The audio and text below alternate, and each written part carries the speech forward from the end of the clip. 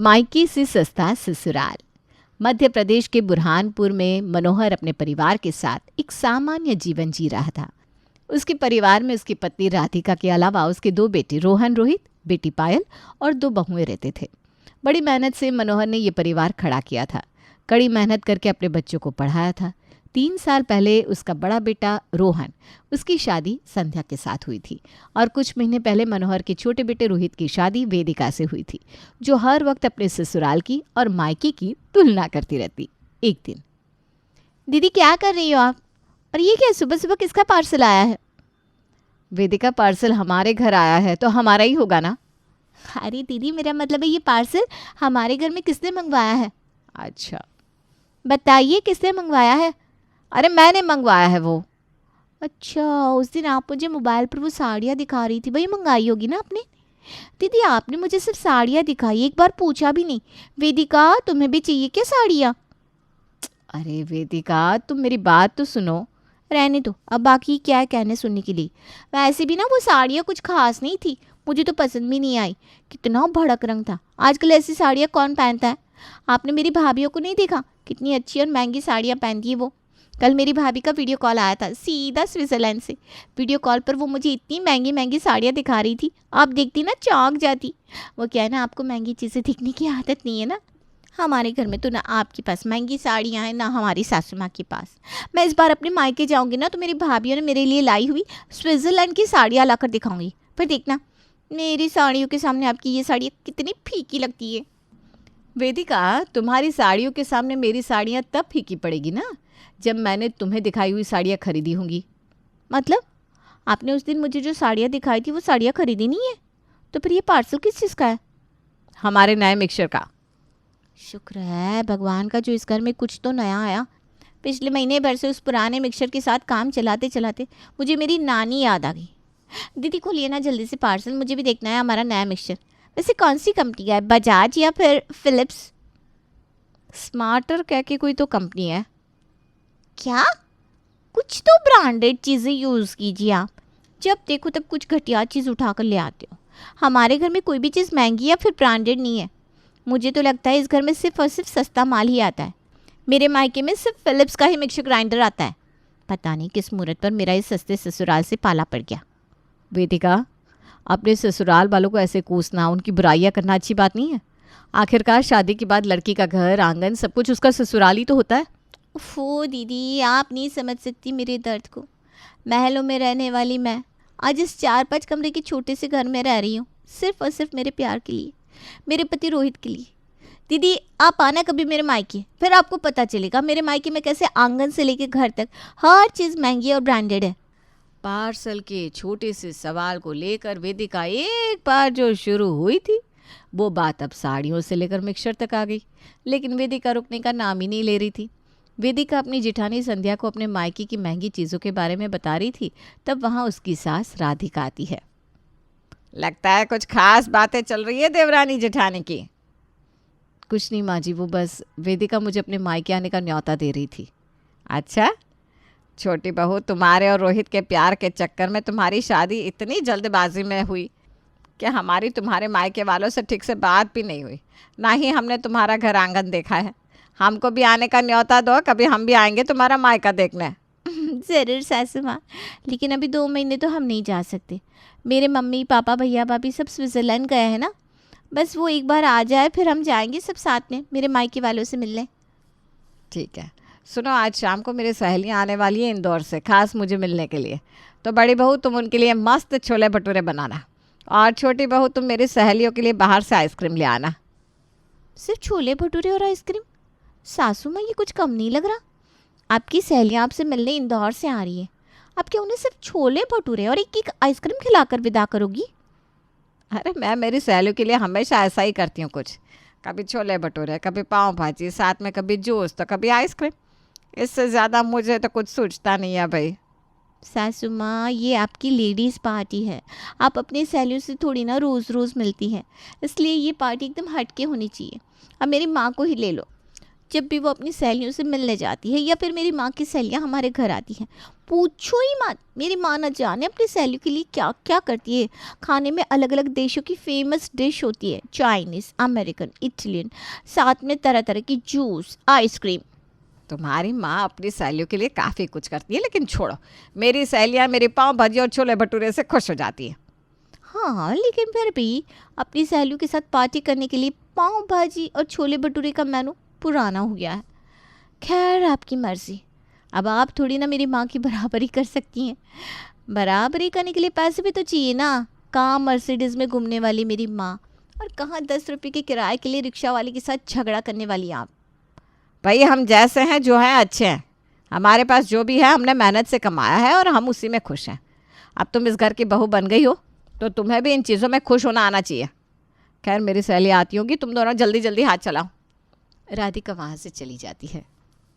दीदी, मैंने सासू माँ के सामने मेरी माँ की तारीफ़ कर दी तो सासू माँ को गुस्सा आ गया क्या? देखा नहीं आपने कैसा चेहरा उतर गया था उनका? नहीं तो, मुझे तो नहीं लगा। वैसे भी जिसके पास जो होता है वो उसका नसीब होता है। तुम्हारी माँ के पास जो कुछ भी है वो उनका नसीब है, और हमारी सासू माँ के पास जो कुछ भी है वो उनका नसीब। अगर हम हर चीज़ में एक दूसरे की तुलना करने लग जाए तो फिर ये पूरी दुनिया जलन से भर जाएगी। चलो जल्दी जल्दी माँ जी ने बताया हुआ काम करते हैं, उनकी सहेलियाँ आती होंगी। मैं नहीं ला रही कोई आइसक्रीम वाइसक्रीम। हमारी सासू माँ की लाडली बेटी पायल अपने कमरे में आराम कर रही होगी, जाकर उससे कहो। वैसे भी ऐसे काम मेरे मायके में घर की बहू है नहीं, नौकर करते हैं। 20-25 नौकर हैं मेरे मायके में, लेकिन यहाँ देखो एक भी नहीं। वेदिका मुंह मोड़ के वहाँ से चली जाती है। उसकी जेठानी संध्या सास की सहेलियों के लिए खाना बनाती है। बात बात पर अपने ससुराल की मायके के साथ तुलना करना, अपने ससुराल वालों को सुनाना, ये वेदिका का रोज़ का हो गया था। अभी तक तो वेदिका सिर्फ अपनी जेठानी और सास के सामने अपने मायके की होशियारी मार रही थी, लेकिन अब वेदिका का मायके की तारीफ करना और ससुराल वालों को नीचा दिखाना दिन ब दिन बढ़ता ही गया। अरे धीरे से, उस मोबाइल को इतने जोर जोर से पीटोगी तो बेचारा मर जाएगा। रोहित, यहाँ मैं गुस्से में हूँ और तुम्हें मजाक सूझ रहा है। तुम गुस्से में हो तो तुम्हारा गुस्सा उस बेचारे मोबाइल पर क्यों निकाल रही हो? भगवान ने तुम्हें अच्छा खासा बॉडी बिल्डर पति दिया है, उस पर निकालो। फिर से मजाक? मैं मेरा गुस्सा मोबाइल पर नहीं निकाल रही हूँ, ये मोबाइल ख़राब हो गया है, इसी वजह से मुझे गुस्सा आ रहा है। मैं इस मोबाइल को चालू करने की कोशिश कर रही हूँ बस। वैसे भी आप थोड़ी ना मुझे नया मोबाइल दिलाने वाले हो। इस बार मैं अपने भैया से बर्थडे गिफ्ट में मोबाइल ही लूँगी। अरे कोई ज़रूरत नहीं है भैया से कुछ भी मांगने की। तुम्हें नया मोबाइल चाहिए ना, ले आऊँगा शाम को घर आते वक्त तुम्हारे लिए नया मोबाइल, बस। रोहित वेदिका को नया मोबाइल दिलाने का प्रॉमिस करके ऑफिस के लिए निकल जाता है। शाम को नया मोबाइल मिलने वाला है, इसकी खुशी आज दिन भर वेदिका के चेहरे पर झलक रही थी। शाम के वक्त, वेदिका कहाँ हो, जल्दी आओ भाई। क्या हुआ? वैसे आपने सुबह प्रॉमिस किया था तो सच में मेरे लिए मोबाइल लेकर आए हो क्या? और ये क्या, टीवी भी? अरे बड़बड़ बाद में करो, पहले मुझे मदद करो। वो देखिए भैया जी भी आ गए, वो करेंगे ना आपको मदद। इतना कह के रोहित के हाथ में जो मोबाइल की थैली थी वो वेदिका अपने हाथ में ले लेती है। कैसा है, पसंद आया ना तुम्हें तुम्हारा नया मोबाइल? आप ये मोबाइल लेकर आए हो मेरे लिए, इतना फटीचर? मैंने आपसे पहले ही कहा था मुझे महंगा वाला मोबाइल चाहिए। अभी मार्केट में नया आया है iPhone 16 Pro Max, वो वाला। इतना महंगा? वेदिका, उसकी कीमत 1 लाख से भी ज़्यादा है, पता है तुम्हें? हाँ भैया पता है, मेरे मायके में सबके पास वही मोबाइल है सिवाय मेरे। फिर भी मैं अपने भैया से वो मोबाइल फ़ोन अपने बर्थडे के दिन लेने वाली थी, लेकिन नहीं, मेरे प्यारे पतिदेव ने कहा मैं तुम्हारे लिए नया मोबाइल ले आऊँगा। अपने भैया से मांगने की कोई ज़रूरत नहीं है। वेदिका, इतने पैसे मोबाइल पर खर्च करने की क्या ज़रूरत है? ये मोबाइल भी अच्छा है, और वैसे भी 1 लाख में हमारे घर में 2 चीज़ें आई है, तुम्हारे लिए मोबाइल और हम सबके लिए टीवी। मोबाइल तो आप कोई भी सस्ता सा उठा कर ले आए, कम से कम टीवी तो अच्छा लाए है ना। हाँ, 32 इंच का है, मोनिटोनी कंपनी का। हे भगवान, आप लोगों को सस्ते सामानों का शौक है क्या?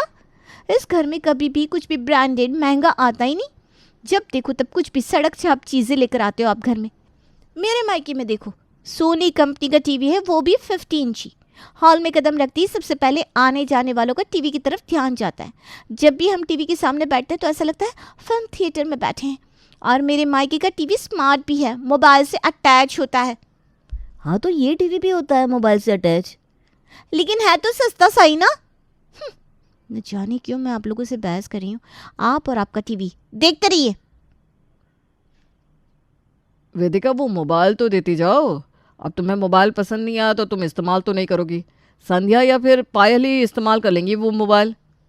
रहने दो भैया, अब मेरे पति देव ने मेरे लिए इतने प्यार से मोबाइल लाया है, तो जब तक मैं अपने भैया से आईफोन प्रो मैक्स मोबाइल नहीं लेती तब तक तो चलाना ही पड़ेगा। ऐसे ही कुछ दिन बीतते हैं। बात बात पर अपने मायके की तारीफ करना, हर बात को अपने मायके की चीज़ों के साथ जोड़ना, ये वेदिका की आदत समझकर अब घर वाले उसे नज़रअंदाज करने लगे थे। लेकिन फिर भी वेदिका के स्वभाव में ज़रा भी बदलाव नहीं आया। कुछ दिन बाद, बड़ी बहू आज मुझे कुछ ज़्यादा ही थकान लग रही है। मैं आज महीना भर का किराना लेने मार्केट नहीं जा पाऊँगी। एक काम करो, तुम और वेदिका दोनों चली जाना मार्केट। उसे भी समझ में आ जाएगा भाव ताल करके सामान की खरीदारी कैसे करते हैं। ये लो लिस्ट और पैसे, सब कुछ याद से ले आना। हाँ जी माँ जी। सासू माँ वैसे कितने रुपए हैं, मतलब हमारा महीने का बजट कितना है घर खर्च का? घर खर्च के लिए रोहन और रोहित दोनों मिलके 25,000 देते हैं। उसमें से 13,000 किराने के, बाकी के पैसे दूध सब्जियां और बाकी आम खर्चे के लिए। क्या सब 25,000? हमारे घर में 7 लोग हैं, ऐसे तो हर किसी के ऊपर 5,000 रुपये भी खर्च नहीं होते। इतनी कंजूसी कौन करता है भाई? सासू माँ आपको पता है मेरे मायके में सिर्फ 6 लोग हैं, फिर भी उनका घर का खर्च हमसे डबल है, मतलब 50,000 का। हमारे घर खर्च के लिए 25,000 काफ़ी है वेदिका। और सुनो, जल्दी चलो नहीं तो आते आते शाम हो जाएगी। आने के बाद मुझे शाम का खाना भी बनाना है। हर चीज़ में वेदिका अपने ससुराल और मायके की बराबरी करती रहती। उसने किचन का बजट तक नहीं छोड़ा। ऐसे ही एक दिन, माँ मैं कॉलेज जा रही हूँ, हमारे सीनियर्स की आज एग्ज़ाम थी तो हमारे लेक्चर्स आज दोपहर में है। ठीक है बेटा, संभल के जाना। हाँ माँ आप चिंता मत कीजिए। ऐसे कैसे माँ को चिंता नहीं होगी? उनकी फूल सी कोमल बेटी कॉलेज जा रही है, वो भी इतनी धूप में। तुम ऐसे ही रोज़ रोज़ धूप में घूमोगी ना पायल तो काली पड़ जाओगी। अब क्या करूँ भाभी, कॉलेज तो जाना पड़ेगा, फिर गर्मी लगी या स्किन डल हो जाए। पापा जी आपको अच्छा लगता है कि आपकी बेटी ऐसे दोपहर में धूप में कॉलेज जा रही है और आप उसे जाने भी दे रहे हो? आपकी जगह मेरे पापा होते ना तो मेरे लिए कार से लेकर हेलीकॉप्टर तक कोई भी इंतज़ाम कर देते। पाल तुम्हें पता है जब मैं कॉलेज में थी ना तो पापा ने सिर्फ मुझे कॉलेज जाने के लिए 20 लाख की गाड़ी खरीद कर दी थी और ख़ास मुझे कॉलेज छोड़ने के लिए एक ड्राइवर भी अपॉइंट किया था। वाह भाभी आप कितने लकी हैं। अरे इसमें लकी क्या? कॉलेज जाने के लिए बच्चों को गाड़ी देना, महंगी महंगी चीज़ें दिलाना, ज़्यादा पैसे खर्च करने के लिए देना, ये सब गलत है। इन सब से बच्चों को पैसों की कीमत नहीं समझती और फिर उन्हें हर एक चीज़ महंगी चाहिए होती है। जैसे गाड़ी से कॉलेज जाने वाली तुम्हारी भाभी अब आईफोन की 55 इंच की टीवी की ज़िद करती है। कॉलेज जाने वाले बच्चे कॉलेज में पढ़ाई करने जाते हैं, ना कि अपनी अमीरी का प्रदर्शन करने। खैर पायल, तुम्हें देर हो रही होगी, ये लो पैसे, बस से कॉलेज चली जाओ। आज तक अपने मायके वालों की बड़ी बड़ी बातें करके अपने ससुराल वालों को तंग करने वाली वेदिका को उसके ससुर मनोहर ने ऐसा ताना मारा था कि एक ही ताने में हमेशा चपड़ चपड़ चपड़ करने वाली वेदिका की बोलती ही बंद हो गई थी। अगले कुछ दिन घर में सब कुछ कुशल मंगल था, लेकिन वेदिका की ये खामोशी ज़्यादा दिन नहीं टिकी। एक दिन वेदिका की सास राधिका अपनी सहेली से फ़ोन पर बातें कर रही थी। उसके बाद, श्रीमती जी काफ़ी लंबी गपशप चली अपनी सहेली से, क्या हुआ, सब ठीक तो है ना? हाँ जी सब कुछ ठीक है। मेरी वो सहेली है ना मनीषा, उसके बेटे की शादी तय हुई है और आपको पता है लड़की वाले 15 लाख रुपए का दहेज देने के लिए तैयार हो गए। क्या बात कर रही हो? लेकिन ये दहेज देना और लेना दोनों ही गलत है, तुम्हें नहीं लगता? अरे लेकिन मनीषा ने कहा लड़के वालों पर जोर ज़बरदस्ती की है। वो तो लड़की वाले अच्छे खानदान से है तो बस खुशी खुशी देना चाहते हैं अपनी बिटिया को कुछ, तो ले आ रही है वो लड़की अपने ससुराल 15 लाख रुपए का दहेज। अच्छा। हॉल में बैठकर मनोहर और राधिका बातें कर रहे थे। काम करते करते वेदिका दूर से उनकी बातें सुन रही थी। 15 लाख रुपए का दहेज, ये सुनते ही हाथ में जो काम था वो काम छोड़कर वेदिका दौड़ी दौड़ी हॉल में आती है। सासू माँ कौन किसे दे रहा है 15 लाख का दहेज? मेरी सहेली की बहू शादी के वक्त अपने साथ लेकर आने वाली है 15 लाख का दहेज, वो भी अपने मन से, क्योंकि वो अच्छे और पैसे वाले खानदान से है। सिर्फ 15 लाख? कुछ कम नहीं लग रहा क्या सासू माँ? आपको पता है मेरी भाभी जब मेरे भैया के साथ शादी करके मेरे मायके आई थी ना, तब उन्होंने 25 लाख का दहेज लाया था और 50 लाख की गाड़ी। अब हमारा घर ही करीब करीब 1.5-2 कोटी का है, तो कम से कम दहेज में आई हुई गाड़ी हमारे घर के सामने शोभा तो देनी चाहिए ना। वेदिका अपने मायके वालों के बारे में बता रही थी, तब मनोहर फ़ोन हाथ में लेता है और प्रभाकर को, मतलब कि वेदिका के पापा को फ़ोन लगाता है और फ़ोन स्पीकर पर ही रखता है।